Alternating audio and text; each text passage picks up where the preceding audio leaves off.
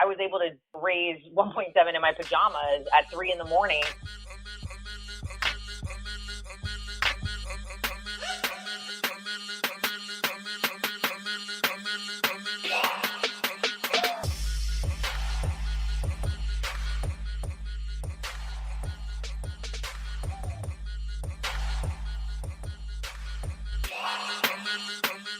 Howdy, everybody. Welcome back to Adventure Capital, a podcast hosted by Wefunder. In today's episode, you'll hear from Maxeme Tuchman, the CEO and co-founder of Caribu, and the first Latinx CEO to raise $1 million in Reg CF. Caribu is billed as the most fun your family can have in a video call, and it's grown by 10x since the onset of the pandemic. Listen on to learn more about Caribu, Maxeme, and how she raised $1.7 million through Wefunder in her pajamas. Enjoy! So, hey, Max, welcome to the podcast. Thanks, Johnny. Let's get going. Maybe you could start by telling us a little bit about Maxeme and Caribu. Yeah, so I'm Max. I'm the CEO and co-founder of Caribu. We spell it Caribu. And we are the leading educational family entertainment platform for kids 0 to 13 who want to have a virtual play date with their family and friends when they can't physically be together. So we are literally perfect for the global pandemic that we are in the middle of, because kids 0 to 13, a lot of them who are either out of school, are trying to be homeschooled, or trying to do e-learning, they need a better video call to stay engaged with family and friends that they can't see anymore. And video call technology wasn't really built for kids. It was built for adults like us who do boring things like sit in meeting rooms and just talk at each other. But for kids, they really want to play, and they want to have a play date that they used to have in person. And how do we recreate that virtually? So with Caribu, you can read and draw and color and play games and do all sorts of really cool activities, like, making a recipe with America's Test Kitchen Kids, or doing a museum walk and visiting and exploring art together with someone else, all in a real video call. And your biggest fan is actually me. I remember when we first connected, I downloaded Caribu, and I have a 3.5-year-old daughter at home, and I got her, I've told you this, I got her on Caribu talking to my mom in the UK. And normally my daughter is like fleeing from the phone. Whenever we're calling up our relatives to chat, she doesn't want anything to do with the phone. She's like running to the other room. But yeah, with Caribu, she was absolutely gripped. She was like getting my mom to read her stories through the phone for like 20 minutes. My mom absolutely loved it. I think I'm maybe your most passionate evangelist and brand ambassador. I'll have to check Mixpanel and see if you're our biggest power user. I actually remember when we met up in San Francisco, I used your quote a lot. You said that for your parents it was night and day, the difference between using Caribu and a regular kind of video call. It really is. Anyone who has young kids, especially during this crisis, would highly, highly recommend downloading Caribu. It's an absolutely incredible product, and we were super stoked to have you raise money on Wefunder. And I mean, on the subject of the crisis, you guys have been absolutely blowing up over the last couple of months, right? Yeah, it like I said, I mean, the product always had a use case, right? Families are not always together; they can't always be physically together, and even if a grandparent visits often, there's distance between people, and parents travel, and parents are sometimes deployed, and there's aunts and uncles and godparents. There's just so many people in a child's life that want to have a better relationship with them. And so even before the pandemic, we had a really great use case and a huge total addressable market, and we were already global. We used to be in over 160 countries. Now we're in over 200. But yeah, COVID, we are the definition of luck. If you look up, kind of the quote on luck, it's preparation meets opportunity equals luck. And we could not have been more prepared for what was about to happen. I saw the writing on the wall very early in March. I got my whole team together, as many of us that were in Miami in person, and we said, this is happening. Like, look at what's happening in South Korea, in Italy, in China. This is coming, and Caribu will be a resource for families, and it will be a super important resource because number one priority for families right now is to stay safe. But the number 2 priority for families is to stay sane. And we knew that we could really add value in that second priority. And stay connected as well. Like my mom and dad were planning on coming out to San Francisco. Now they can't. And so, even more important, like they're really missing their grandkids, even more important to, be able to see them and really engage in a very compelling way through your platform. Can you give us any metrics on how the growth is accelerated? Yeah. So again, kind of March 14th was a Saturday, and it was the weekend right before a lot of school districts started to shut down. And I think a lot of parents were a little too optimistic that they were just going to be homeschooling their kids for about 2 weeks, where I was like, you have no idea what's coming. Yeah. Because of that, because we knew that the Magical Caribu call was so special, we knew that families were going to be separated for much longer than I think they realized or wanted to admit. We took down our paywall on March 14th. It was so affordable to begin with. It was only $6.99 a month to get an unlimited subscription to Caribu, but we knew millions of Americans and across the globe were losing their jobs, and we didn't want any child to not have access to the Caribu platform, to the Caribu call with their family members. So we took down the paywall on March 14th and 10x'd overnight. Wow. That's a very interesting price experiment, right? So the 10x is, I guess, obviously there's like a background, which is like the pandemic is leading to an increased demand anyway. And I guess you probably had a marketing push around the reduction in the price point, but there's probably a big element of that, which is just purely the price point. So how does, having seen that 10x jump, does that make you rethink your pricing strategy going forward at all? No, it's a great question. And the great thing about the 10X was it wasn't just in downloads. It wasn't just in users. It was across the board. People downloaded it 10X. They became users, registered users in 10X, and they used it in 10X. And they just increased since then, right? I mean, that was just literally in a 24-hour period. I had to do the math like 7 different times because I was like, there's no way that this happened, but it did. And the most encouraging thing, and back to your point about pricing strategy, is I think what we learned from this experiment is we used to have 2 business models happening in Caribu. We had a free trial and we had freemium. It was a 2-week free trial.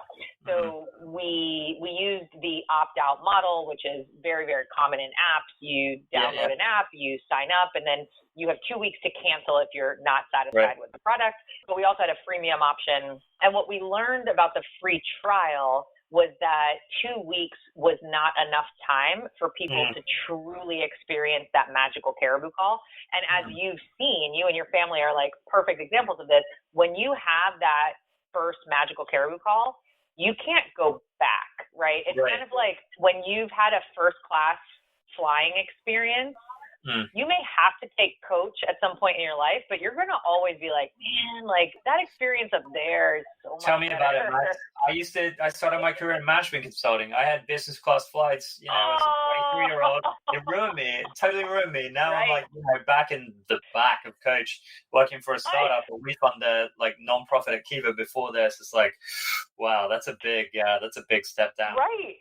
And exactly. So what we found over the last 2 months during COVID and just this explosive growth that we've seen is we converted. That's actually literally probably the right word to use, is we converted so many people into Caribu evangelists and Caribu lifers because they actually had the time and the space. And of course, the pandemic caused everyone's schedules to kind of normalize and wasn't so crazy trying to schedule that Caribu call. Just there were a lot of forces that came into practice to show us and to prove to us and to confirm for us that whatever the business model is, it needs to ensure that people have the time and space to have their first like magical Caribu call. And when they have that, they're hooked, right? They never forget that first class experience. They know that it could always be better, right? Because if you go back to FaceTime or WhatsApp or Facebook Messenger, whatever you're using, you'll always be like, man, where's the content? Like, I want to do a game. Like, I want to draw something. I want to read a book. Exactly. The book is amazing. That's what we do. Like my mom reading these books, and as you say, it's night and day. I love your branding and like rhetorical flourishes, like the magical Caribu call. You're so good at that kind of messaging. That's the secret to raising money in equity crowdfunding. Is like if you're not a marketer at heart, Yeah, Yeah, a lot harder. I was going to say, I think that was a big part of your success. How much did you end up raising? Was it 1.3? Oh. It Oh, was $1.7 million in less than 3 months, and remember, the first Latinx founder to do it in all of Reg CF history. yes, as you again have done a great job in making sure people know, which is awesome. Yeah, we've been trying to nail down all the details just to be sure. Yeah, we're super proud of that. You know this. We've talked about this. Getting more capital flowing to women, getting more capital flowing to entrepreneurs of color is a big part of our motivation here at Wefunder. And so we were super stoked about that. But I mean, let's transition to talking about the campaign. Firstly, why did you choose to go the regulation crowdfunding route in the first place versus raising capital from more conventional sources? Yeah, so we kind of did it backwards. We had already raised a more conventional round in 2018. We had raised $1.3 million from pretty big name investors like AT&T and Steve Case's Rise of the Rest seed fund, which focuses on founders and companies that are based outside of the tech bubbles, 2 family offices. It was a pretty big round. And usually most people start with Reg CF and then go the more traditional route. So this is for all founders listening to this podcast. When you raise $1 million, $1.3 million in June of a year, that means rule of thumb that you have about hopefully 12 months of runway. And if you have 12 months of runway, 12 to 18 months of runway, then you need to start raising about 6 months before you run out. For us, raising in June 2018, we did end up having 18 months of runway. And so the 6 months, before the runway end mark ended up being June 2019. And so purely because of timing, we even looked at Reg CF. We had never kind of thought about it as a real option, especially because we had already started raising in a more traditional route.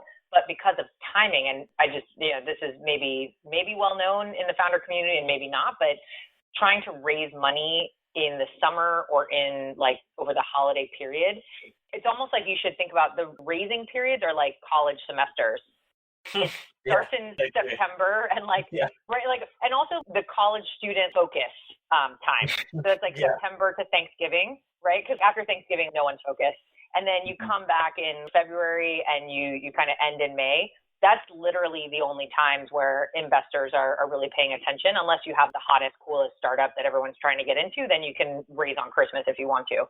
The seasonality of raising capital come up. It's hasn't really come up in any of these conversations on this podcast, but it really is a real thing. We see that in Wefunder as well. I think we probably see it in a less pronounced way than angels and VCs. And obviously you raised 1.7 million through the summer and into the fall of last year, but it is a really good point on seasonality.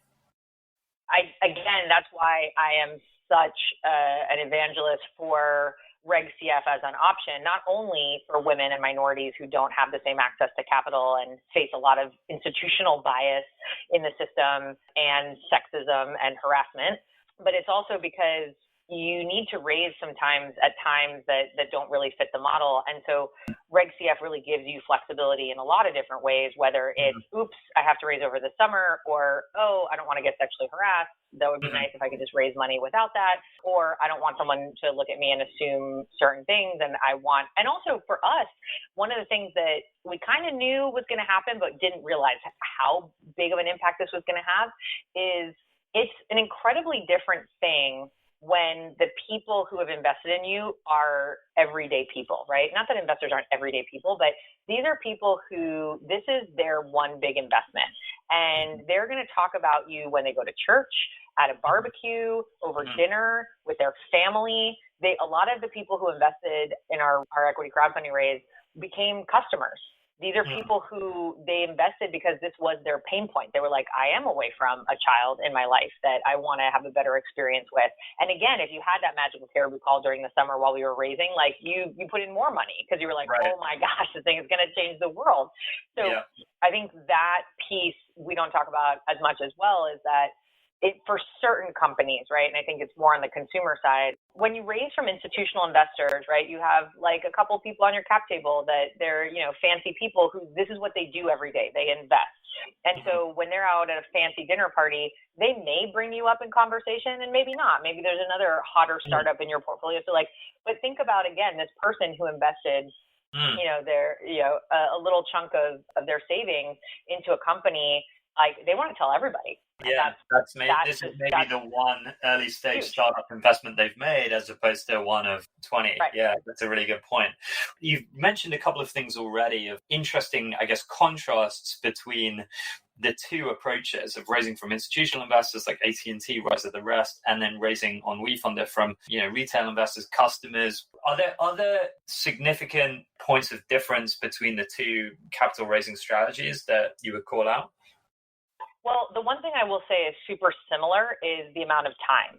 I constantly am counseling people out of equity crowdfunding because they come to me thinking that it's going to be super easy. They come to me with this perception that they're just going to put up their page on Wefunder and millions are going to pour in. And I'm like, no, I want to be super clear how involved you have to be to make $1 million happen. Like, only 2% of us, I think, I don't know what the statistic is now, at least last year, only 2% of us hit $1 million, and even less probably hit 1.7. But the amount of work that it took was different. But so in the sense of, like, I didn't have to fly to San Francisco every week. I didn't have to get on the Caltrain and go to Palo Alto and be on the lift for like half my life. And I didn't have to have these 30-minute meetings with some guy in a Patagonia vest in a cold boardroom, right? I was able to raise 1.7 in my pajamas at 3 a.m. because that's my. Oh my goodness, that is the quote. That's surely the episode title. Raising 1.7 million in your pajamas by Max Tuchman.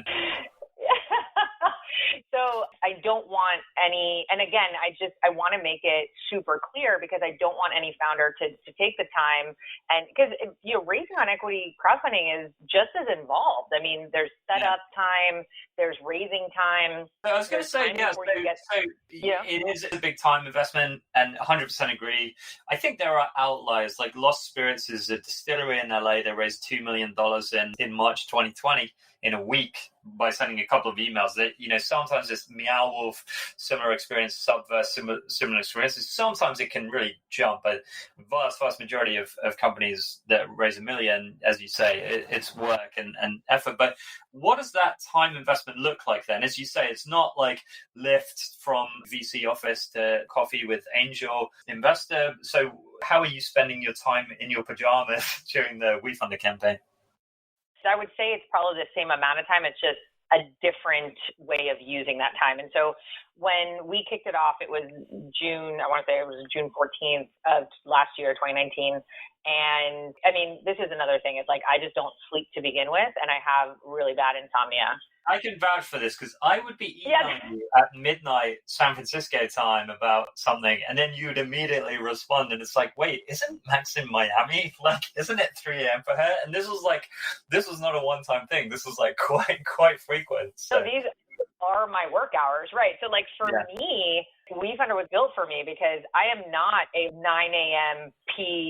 Pacific time type of person. Like, I am not awake, like mentally, to be out there raising for these like super early meetings.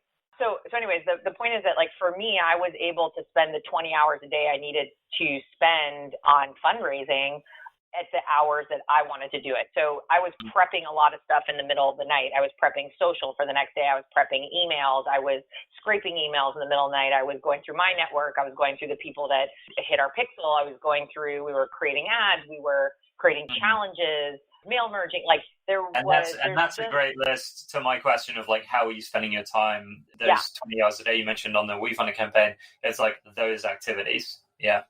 Well, and it's all marketing activities. I think that's the other thing people don't realize is, and even when you are doing an institutional raise, it's marketing. All you're doing is going out there and you're a traveling saleswoman. With Wefunder, it was a lot more marketing than sales, but it's the same skill set. I'm creating opportunities for you to learn about my product. I'm creating FOMO. I'm creating. Which then you also get, as a consumer-facing company, you also get the double. I talk about killing two birds with one stone. The marketing is hopefully helping you raise capital, but it's also creating brand awareness and hopefully driving adoption of the product as well. Exactly. For us, and again, since it's all marketing, it just created a halo effect. We just got more press because of it. We ended up with a bunch of celebrities that invested in Caribu through the Wefunder campaign. So that got us press. That's awesome. I didn't even know that. That's awesome. So in I think day 3 of our campaign, Ricardo Allen of the Atlanta Falcons, who's an NFL player, invested in Caribu, in our early bird terms. Yeah.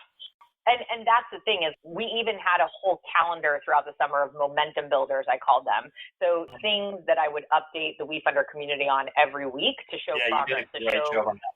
Yeah. Yeah, to show people. And you guys offer, some really good templates that got me started. So that was really helpful. But then it was on me to keep that ball rolling and to keep showing metrics that were growing. And then all the people, again, that were investing were becoming customers. So the numbers kept growing and people kept learning about it and the referrals and the word of mouth. Exactly. Yeah. Shifting gears a little, I want to talk about your experiences raising capital post Wefunder, because you closed on the campaign, I think, late 2019, maybe September or so, October of 2019. You're now in the middle of raising again in a follow-on Series A. I'm kind of most curious about how having raised on Wefunder for your last round has impacted these conversations in the Series A. I actually am really happy to talk about that because when you go into a raise like this, a lot of times you don't know what the impact is on the next round. And we fortunately were able to talk to a couple of founders who had already raised in Reg CF and got to hear the bad and the good, right? Or at least there's no really bad and good. It's just what to be prepared for. Right. So that was really helpful. And one of the things that we heard from a couple of people who had raised in Reg CF is just what happens to your cap table. And institutional investors, when they're looking at your cap table, especially when you're super early, they don't want it to be crowded. They don't want a ton of people who are decision makers. They want to make sure that it's a clean cap table. And if you set up your crowdfund safe to trigger at the next price round, you could, in essence, end up with a very crowded cap table, which will turn off institutional investors in the future. So my advice is think about and talk to institutional investors about what their perception is about equity crowdfunding. I will say, to be completely honest, there are probably some institutional investors that will not touch us, even though we did a crowd safe that triggered at an exit, right? We protected our cap table. Even with that, there are some institutional investors that just do not see this as a legitimate thing and will not touch you. You just have to be okay with that. That's awesome, because I love that hearing stuff like that kind of galvanizes me to work harder. But what's the rationale there? I'm curious. If it's not the cap table piece, what's the thinking there? Well, there's two things that we've encountered. One is messy cap table. Now we have 2,000 new people on the cap table. Assuming that's taken care of, then is it a prestige? That's number one. Number two is, are you not good enough to get institutional? Yes. That's the second. But we were lucky because we'd already raised institutional. So no one could throw that in our face because we were like, no. It's just such an easy answer for me. Isn't it just look, we're a consumer-facing company. We thought that if we recruited, how many investors do you have in the end? 2,000 or so? I think it's actually 1,000 or something. It's 1,000. We had a high minimum. Right. I would highly suggest to people. Right. That's interesting. That's interesting. I would have thought for you guys. But it's a perception issue in the community because Reg CF is still so new. It's like Bitcoin or cryptocurrency, right? That's a different thing for me. But just to close out on the minimum thing, for a consumer-facing company, I would actually recommend going for $100 because then you've got 3,000 passionate ambassadors for Caribu versus 1,000. But then there's a question of like, on which are you going to raise more money? But 700K of your, or 630K, I guess, of your 1.7 million was from accredited investors in the Reg D. So that might have been partly why your average investment amount was, 1,700 as opposed to 1,000, which we see typically on Wefunder. But just going back to the point I was going to say is, the answer for me to a VC on like, oh, well, you know, was that because you couldn't raise from institutional investors? Is like, well, no, like we're running a consumer-facing business. We thought it would do good things for our consumer-facing business to bring on 1,500 champions, passionate evangelists for our product. And by the way, it did. Here's the data on how to, as you were saying earlier, these Wefunder investors became our customers and have now referred other customers. And that's such a compelling argument to me, which, not to say that argument will win out, but especially if you're talking to Series A investors, you have a growth curve, right? If you don't have a growth curve that's up and to the right, they're not going to have you to meet with them. And so you have the growth curve. And so then it backs up your argument that, hey, we thought it would do good things for our growth curve to bring on these consumers. And look, here's the growth curve after the raise.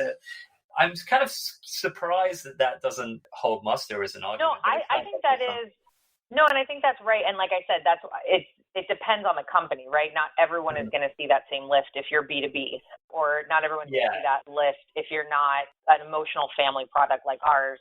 Right. That argument definitely works better for B2C companies. Right. And I mean, look, at the end of the day, my favorite philosopher says, best revenge is your paper. And Beyonce is absolutely right. Like, at the end of the day, if you can show up to the next institutional investor and be like, look at our growth curve, look at our money, look at our revenue, look at our paper, then you will never have a problem. It doesn't matter how you raised it. I love that quote. If you don't have that. I love that quote. I didn't realize that was a Beyonce quote. I'm going to use that. And exactly, that's another piece of the argument as well for me, which is, at the end of the day, if a VC is investing on the caliber of the cap table rather than the growth rate of the company and the potential of that company to make them a ton of money, then I think then that's not your investor.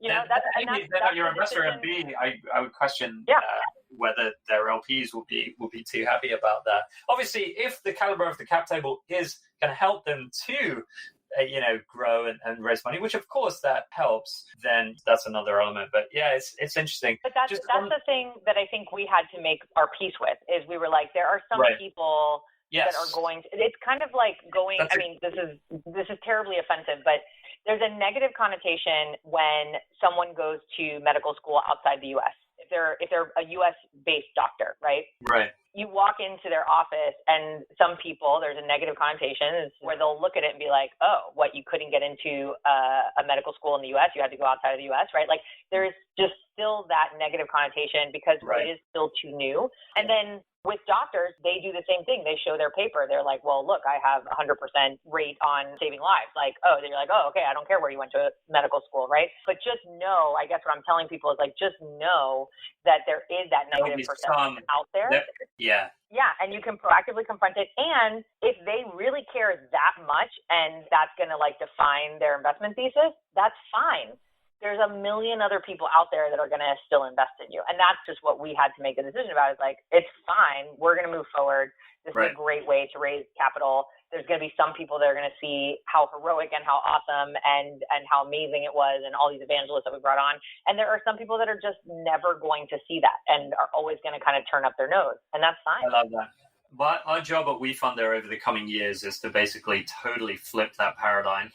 We hope in a few years' time that if you're a consumer-facing company, if you have an army of thousands of people who are investors in you at an early stage, passionate, evangelists, loyal customers, then actually that is seen by later stage investors as an asset as opposed to a liability. Just to close out on the one line on the cap table thing, as we were talking about before we jumped on, we actually now rolled out a new structure using a custodian at Wefunder where we roll those investors to one line on the cap table. And so the issue you dealt with, you went the crowd safe route. We actually, going forward, we can use a regular safe. We have one line on the cap table, similarly to an SPV if you're raising from like an angel list syndicate. And so that, I think, which is amazing. I'm so glad that you guys added that. Yeah, because that's huge for us founders, and it really helps us in the next round. Yeah, and on the first objection you made then on the cap table thing, I think that answers that. And hopefully on the second objection, we can even reverse it, turn it into a strength over time. But Max, I will let you go. This has been a really, really great conversation. I'm so glad we touched on that last point as well.